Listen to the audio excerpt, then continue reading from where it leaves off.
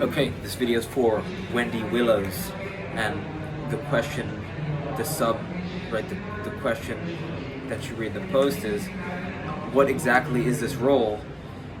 And she says it says after a month and a half of not playing, she's returned to her rec team, and she uses a word to be shoehorned into a new position, or into a new role. And then she says she has to, she said this new role seems to suit her, but she doesn't know what it is or who to watch to improve. It seems like it's basically a sitting center forward, and she uses her strength to be a target player and a low center of gravity. But then she goes on, or she says she's a her, so she says she's definitely too short to be a target quote unquote man. And she says that she can jump, but she can't direct headers, right? So after a month of playing, she returned, and it looks like they put her as a target, even though she's saying she's not a target man. She's being used as a target woman, even though she said that she thinks she's too short to be a target person. So I guess the question is, right? Her question is, what exactly is this role? But she's described her role, so I think she knows, or you know, right, Wendy Willows, that you know that the role, right? Because you described it, even though you're saying that you can't do it, you're saying that it suits you well. And then it says it seems to suit her.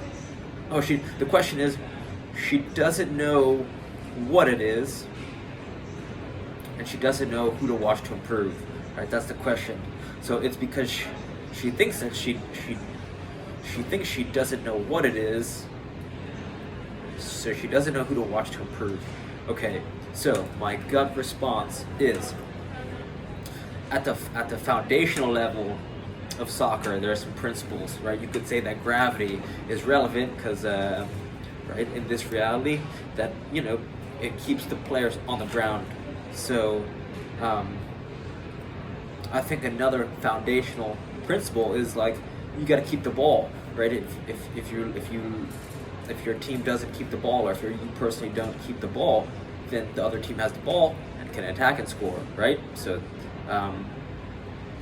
you know, all high-level players, right? If you can't have the ball, you can't advance down the field, you can't score. And if the goal is to win the game, that you want to score. So, right, I think it's safe to say that all high-level players keep the ball no matter what position you're in, be it a winger, a keeper, right? All the positions, you got to keep the ball.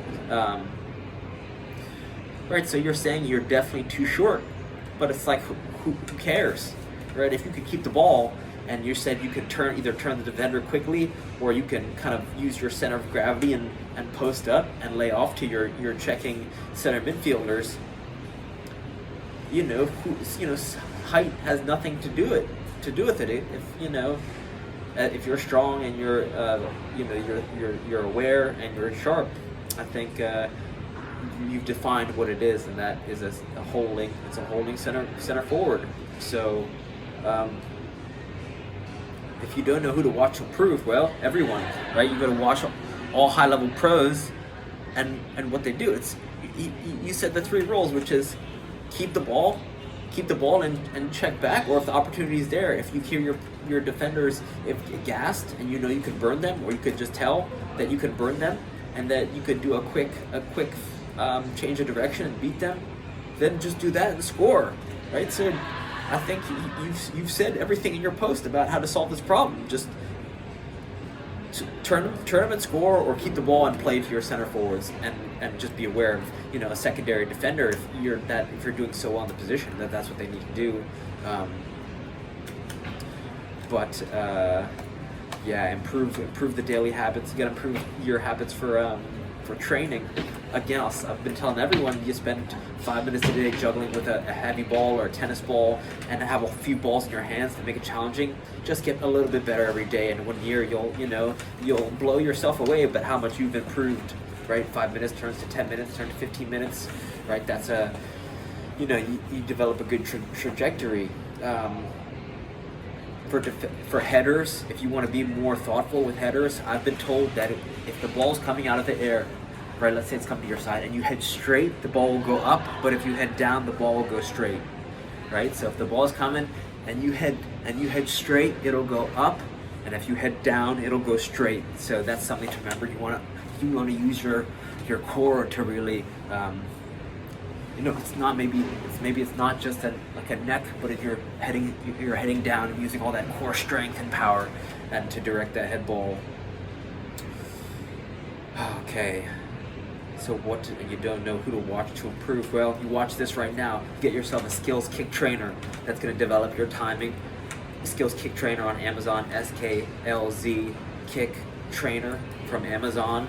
You bring it, everywhere you go. Muhammad Ali, he trained every day, all day for 6 days a week, and best in the world at what he did. So you've got to train all day. Bring a Skills Kick Trainer around with you. Then you can cram days, or you could cram months or weeks, you would cram months of training into days or weeks with this Skills Kick Trainer. I don't just recommend it. I try to spend as much time using it as possible, along with juggling. Right, that's number 2. Rotate between juggling a heavy ball and a light ball. That's going to sharpen your touch. It's going to make you more dangerous. And I've been telling a lot of people this: take 2 steps back, strengthen your breathing muscles with a breath trainer called the O2 trainer.